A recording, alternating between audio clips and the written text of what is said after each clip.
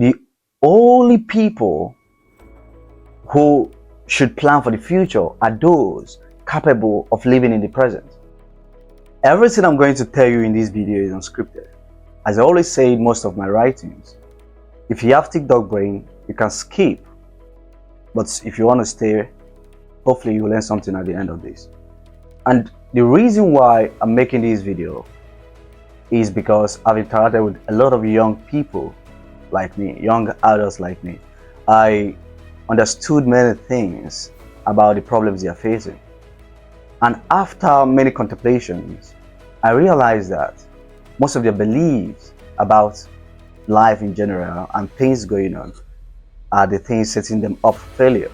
And I'm going to talk about the three most fundamental beliefs which we hold that is very detrimental, even though we don't see it in our everyday life. Number one is life.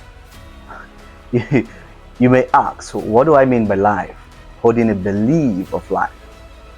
Now, when growing up, I thought life ought to be meaningful. There need to be meaning beyond what we know about life.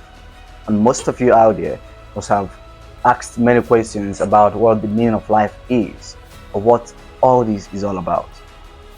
But the truth is, the meaning of life is life.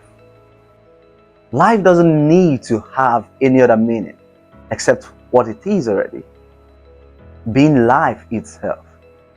It is so simple, but we don't want it to be simple. We want it to be more complex than it is. But it doesn't need to be. And because we overcomplicate this, we want it to be more than what it is. We tend to get depressed. We tend to not find any meaning in it. But every day that passes by is life. Every day that passes by is the meaning of life.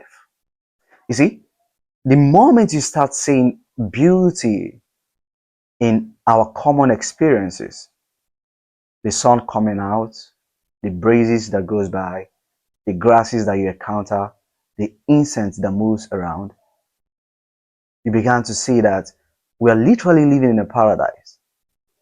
All those things are things that makes up the meaning of life. There is nothing else. There is no any other nomenclature that we need to define life. You see, when growing up, even before I encountered philosophy or of any kind, I always try to find what life means. And I came up with the conclusion that life doesn't have any meaning, but we give meaning to life. Life already has a meaning on its own. And the meaning of life is our everyday experience. The moment you realize this, you stop burying the meaning of life into a nomenclature. Now, let me give you an instance. If the sun comes out, what comes to our mind is the sun is out. We don't normally stop to look at how beautiful what that means in the grand scheme of things. That we are seeing the light of the day. And I'm telling you, it's by the virtue of our existence. That is why light exists. Isn't that meaningful? Isn't that beautiful on its own? It's by the virtue of our soft skin. That is why hardness exists. And the moment you start seeing beauty in the natural things around us, everything starts making sense to you. You start finding meaning in life, in our ecosystem. You come to the realization that life is never against us in any way. It is just how it is. Now, another thing I want to talk about is purpose. A young boy narrated a story about how he attended a conference and a speaker came to the podium and he was speaking. He was speaking on purpose, how everyone should find his or her purpose. But after that, he was asking himself, how can I find my purpose? He asked the speaker, and the speaker said, pray to God, God will show you your purpose. I went home, he prayed to God. He didn't find his purpose. He still didn't find his purpose. And after 10, 20 years, he still didn't find his purpose. And this question of purpose has been one of the most intriguing questions in human history. It doesn't matter your level of intelligence, your level of beauty, your handsomeness, your level of achievement. There's always this thing inside us, that yin, that we find our purpose. But the question is that nobody has ever paused to ask is, what if we don't have one? What if life isn't supposed to be full of purpose the way we think about it? Now they say, oh, your purpose is to become a doctor. I said, what does that mean? Your purpose is to become a pharmacist. You're going to farm school. What does that mean? My purpose is to become rich, a multi-millionaire, a billionaire. My purpose is to become poor, whatever. Okay, let me assume I agree with that school of thought. And I have interest to become a doctor and at the same time to become a lawyer. My purpose is to become a doctor and a lawyer. You know, we try to make reference, to make comparison of our purpose and what we desire in life. We can desire many things, and that doesn't mean it's our purpose. We don't need to have any special purpose to live. And because of that, we think God somewhere is going to show us our purpose. And some people will say, your purpose in life is to serve God. I say, okay, what if I don't believe in God then? It is a different array of things. And the moment all of us start looking for purpose, we tend to ignore the things we desire to do. Because they say it's not our purpose. That you have to find a purpose. The purpose has to align with everything you're doing. But as a young adult, you have to do a lot of things to even have a glimpse of what you find interesting. But they say, no, it has to be your purpose. And when things get hard, they ask the question, are you sure it's your purpose?